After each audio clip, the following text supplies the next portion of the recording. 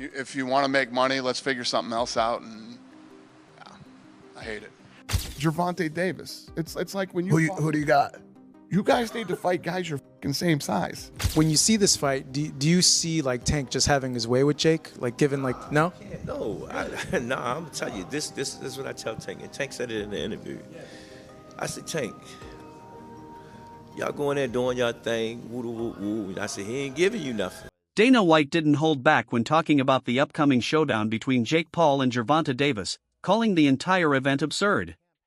He blasted the idea that Paul could legitimately face a fighter of Davis's caliber, criticizing what he described as weird and uneven terms. White argued that the rules seemed designed to favor Paul, turning the matchup into more of a spectacle than a serious sporting contest. The Jake Paul versus Tank fight is getting really weird. Gervonta looks scared for his life because the rules are out. They're crazy. Oh, so everyone thought that the fight was at 190. He said it's at 195, and this weight difference is scaring the life out of little Tank. Over 10 3-minute rounds. I said it was 190. The next dispute comes with the gloves. Little Tank is used to fighting in 8-ounce gloves. Baby glove. This fight will be in 12. Hands might be too small. Also, Tank just fought in a 12 3-minute round fight against Roach. Yes, and now he's fighting in 10 3-minute rounds, which isn't too bad. Well done, Jake. Exhibition though, can he win? Yes, he can actually win. It will be overlooked by 3 sanctioned judges. So he can actually still win and knock him out. But here's the trick. It's body punches only. And there's a reason. That's because Tank said, look, this is a bit unfair. I don't want to punch up. I want to punch at my head height. Where does it fall? At Jake Paul's belly. Oof. So apparently we've heard there's no knockdown rules, but aside from that, it's a pretty well-rounded fight. Oh yeah, and there's some drug testing involved. But Jake Paul for the win. Here are the official rules for the Jake Paul vs. Gervonta Davis fight. The match will be classified as an exhibition, meaning neither fighter's professional record will be affected. The bout will consist of 10 rounds, each lasting 3 minutes. Both fighters must weigh in at a maximum of 195 pounds. They'll wear 12-ounce gloves, heavier than the typical gloves used at this level. 3 approved judges will score the fight, and a winner will be declared if it goes the distance. And yes, ladies and gentlemen, there will be a victor, because the fighters have agreed and the commission has approved a maximum weight of 195 pounds for this exhibition.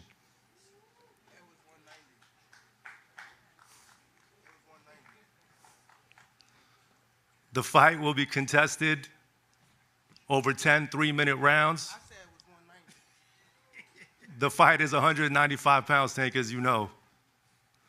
The fight will be contested over 10 3-minute rounds, and when Tank and Jake enter the squared circle to go to battle, they will be wearing 12-ounce gloves. Sitting ringside will be 3 commission-approved world-class professional judges that will score every round to ensure there's a decisive outcome for the fight if it goes the distance. And both men are enrolled in the highest level of testing with USADA. So Tank, Jake, thank you for doing this. Thank you for giving boxing another massive moment, headlined by yourselves, featuring multiple world title fights. Boxing insiders have expressed concern over the glove arrangements. With Davis moving far outside his usual weight class to face a much heavier opponent, his trainer Calvin Ford highlighted the glove issue as a serious imbalance. He pointed out that the use of 12-ounce gloves is a major change for Davis, who typically wears 8-ounce gloves in his lightweight bouts. Actually, when I heard about the fight, they called me and said, what you thought about the fight? I said, the fight doable. You know what I'm saying? Because I watched Tanky for years, and I watched other young men in gyms, you know, deal with big guys. You know what I'm saying? Yes, he's big. To me, it's like Jake having his first open fights. If anybody know about the amateurs going open, then you go pro. So, you know, he's a very fighter guy that does have skills. You know what I'm saying? My only concern is, you know, the gloves. You understand what I'm saying? Because we don't fight in 12-ounce gloves.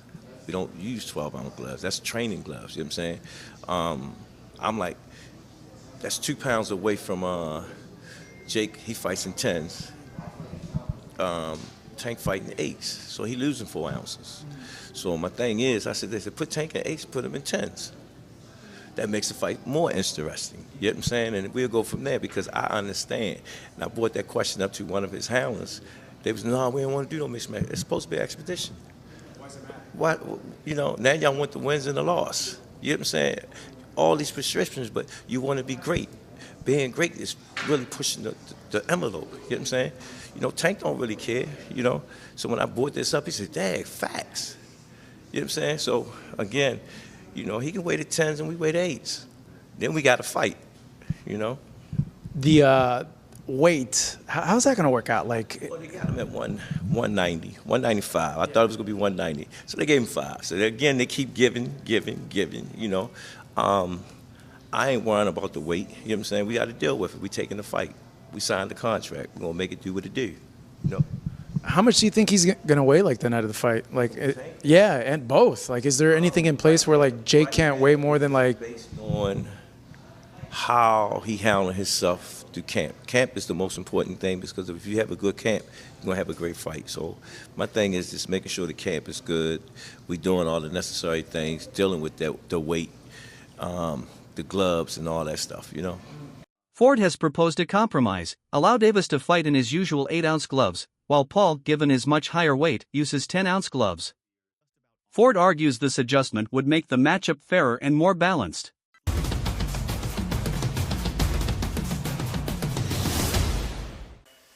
Jake, I see y'all doing all this betting and stuff, right? And I'm looking at the fight because I'm his coach. This is a very serious fight, and I'm a very serious person. My question to you is, where did 12-ounce gloves come from? Why y'all couldn't take 10 and he had 8? Already he given up 4 ounces of the gloves. I gotta say this because y'all betting all this money. You understand what I'm saying? Yeah, wait, you guys were the ones that wanted 12-ounce gloves, not me. I'll do 8. Fuck, I'll do 4. I'll do 2 ounces. I'll do bare knuckle. Like, I wasn't aware of that. You know what I'm saying? Because I know that he can handle himself. so what do you want? 10 ounce, 8 ounce? What do we Well, want? if he the one said that, I'm going to go with that. I wasn't aware of that. No, the 12 ounce came from your guys' side. No, it did not. On God, perfect. Then what do you want? 10? No, I didn't say that. So 10 ounces. It don't matter to me. It don't Perfect. matter. It doesn't matter to him. So It back don't to matter. what I always wanted, which was 10 ounces. Great. Well, you just Thank you made for something the. It don't clear to matter. me. You just Thank made you. something clear to me because I didn't know. Because you fight at 10s, he fight in 8s. Yeah, your You guys' understand what I'm saying? side. So I'm like I 12 can ounces. He's show giving the up 4. emails and the screenshots. I You get guys it now. asked for 12 It's ounces. part of negotiation. I get it now. No, let's do it. 10 ounces, 8. Let's do it. That's great. That's going to make it more exciting for the fans. Thank God. I wanted 10s really badly. Let's do it. Dana White again criticized Jake Paul's matchmaking strategy, accusing him of repeatedly fighting opponents who are smaller or out of their competitive class. Go fight someone your own size, White said bluntly. He noted that when Paul did face someone comparable in size and skill, he came up short. White believes the Paul versus Davis bout is heavily unbalanced. While Davis may hit harder and possess superior boxing skills, White doubts he'll be able to land effectively against a much larger opponent. Paul's weight and reach advantage, he argued, will make it difficult for Davis to get inside and impose his will. Gervonta Davis. It's like when you Who do you got? you guys need to fight guys your fucking same size. You know what I mean?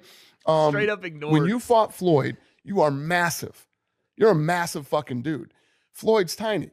And I'm sure when you were training, you're like, all right, I'm going to hit this guy with a couple punches and grab him, tie him up. And he did hit you with a fucking bomb of an overhand right one time. And you fucking ate it. You ate that punch. Logan's like proud of it. He's like, yeah, I did. Hell yeah, I ate that punch from a 140-pounder. You're damn right, dude. Now, granted, it's Floyd Mayweather, but you're still 200 pounds, dog. You know what I mean?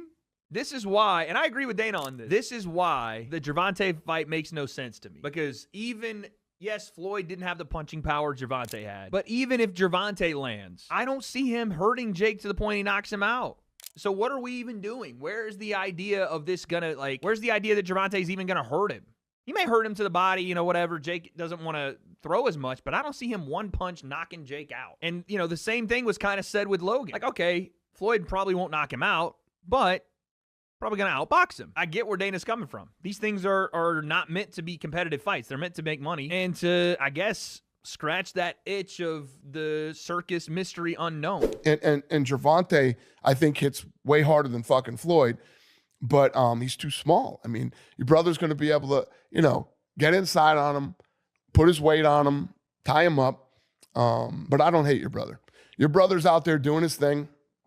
But it cracks me up that they want to start suing people that are talking shit when your brother talks more shit than anybody talks. I think the thought process behind it is, okay, so Jake and I are obviously pretty polarizing individuals. And when an echo chamber starts and a rumor mill starts of like staged fight bullshit, which like these fights aren't staged, that's just, it's at that level, it's like almost impossible.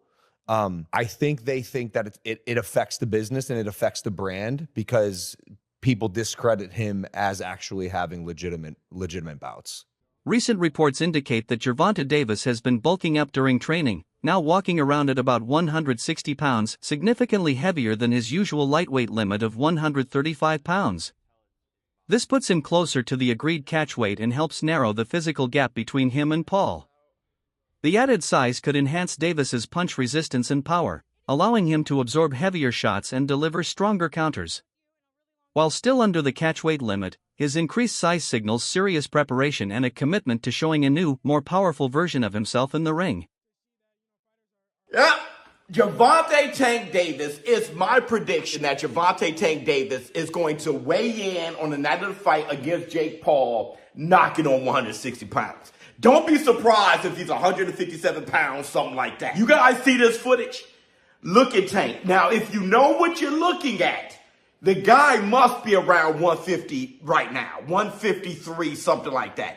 And you can really tell when he's sideways. When you look at him sideways and see the depth. See, from the front view, you can't really tell. But when he turns sideways, the guy is a wrecking ball. He's literally a baby rhino out there. And I think that is the idea for him to bulk up and be a little powerhouse out there. And I'm all for it. I'm going to tell you in this video why I think that's the best thing for Tank and why I think he will be knocking on 160 pounds. Many boxing experts predict Jake Paul will face a harsh reality check once he steps into the ring with Davis. They emphasize that Davis isn't just powerful, he's a technical master, experienced against elite opposition with exceptional timing, spacing, footwork, and ring IQ. While Paul continues to develop as a boxer, his defense remains raw and his reactions predictable. Experts argue the skill gap between the two is not just wide, it could be decisive.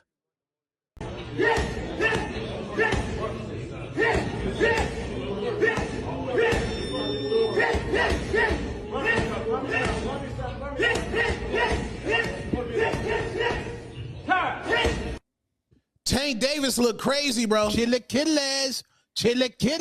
Gervonta Tank Davis hitting a heavy bag in preparation for his Jake Paul fight November 14th down there in Florida. Man looks absolutely amazing. Man looks like a monster. Man looks like precision. Jake Paul cannot take those body shots. You mean to tell me somebody who done fought UFC fighters and a man with Parkinson's disease can take a body punch from Gervonta Tank Davis and y'all basing y'all logic just because Jake Paul is big? No, Tank's going to go ahead and put this man to sleep. I'm telling y'all that right now. If Tank don't put this man to sleep, he done let the black community down, he done let boxing down, and he ain't never been that nice. You Tank fans, y'all trying to give him a pass. If y'all said Tank is as skilled as y'all say he is, if he does not put Jake Paul to sleep and stop Jake Paul, his boxing career is absolutely voided. He already don't care about legacy, and just imagine he don't knock out Jake Paul, and now y'all gonna say it's not a real fight, it's an exhibition. No, we not giving no passes, bro. This Gervonta Tank Davis, he needs to put Jake Paul to sleep. I don't want to hear nothing about, Jake Paul too big. No, Jake Paul chin ain't never been tested by somebody that hit as hard as Gervonta Tank Davis. Tank should put this man to sleep with ease. I say that respectfully. If you don't put him to sleep, a 2-pack of ass. That shit stinks. That's a 2-pack of ass at the highest level. And it's a musty energy at the highest level. Get it together. Get it together. Tank looks amazing. That's the Chilaquiles. Chilaquiles. Teddy Atlas describes Gervonta Tank Davis as one of boxing's most complete fighters. He praised Davis's ability to combine devastating power with high-level counterpunching, trap setting, distance control, and mental discipline. According to Atlas, Davis is patient, deliberate, and always thinking 2 steps ahead, never relying solely on brute force. These qualities, Atlas believes, make Davis uniquely capable of neutralizing a developing fighter like Jake Paul, whose technical game still lacks refinement at the elite level. With a real boxer, a real world champion boxer, that the only other time he was in for the fans to get mad with that was against Fury's, Tommy Fury, but it wasn't that level, obviously, and all the size things you just rightfully pointed out. But he would have been in there with, I mean, it seemed crazy. You're going to go in there with a guy who was a 2-time heavyweight champ and a gold medalist? Wow. Even though the guy's, at a twilight part of his career, still. And you've given a lot of credit and props to Jake Paul on this show of helping get more eyeballs to the sport, but the way he takes it serious and goes about his approach and his work to this craft, that he does take it seriously. With that being said, when he announces Tank Davis, I'm getting tired of these gimmick fights and him loading the deck up. Whether it was Chavez Jr. or an old Mike Tyson, or we could go on and on with some of the UFC guys and the great Anderson Silva at 46 years of age. Tank Davis, great fighter, current fighter, world champion. We know how good he is. Been a top 10 pound-for-pound guy for you for the last few years now. But he's 5'5" and 135 pounds. This sounds like it would be a 195-pound fight, an exhibition. Wouldn't count on their records. Not a whole lot of other details other than it will be in November, and it sounds like in Atlanta. But I've said enough. I just want to hear your take. What do you make of this news of Jake Paul and Tank Davis? But, and I'm smiling a little bit. But back in the day, I love the 1800s, 1700s, my friend out there, 1700s, whatever. But I love the old-time fighters. They were catch weights. And there was guys like Sam Langford. I know Sam Langford shouldn't even be comparing him with this because he's so special. But, I mean, where Sam Langford beat heavyweights. He fought from lightweight to heavyweight and beat heavyweights. I mean, back in the day when you had a lot of great fighters fighting each other in catch weights, you did have some smaller guys fight bigger guys, and you had them. You had success in spots. So I'm half with tongue in cheek, but I'm half serious because I've been in the boxing business 50 years. Luke Thomas offered a more psychological take. While he acknowledged Davis's explosive power and skill, Thomas noticed a lack of enthusiasm from the champion in press events. Davis appeared detached, treating the fight more like a business deal than a serious athletic challenge. Thomas warned that underestimating Paul's motivation could be risky.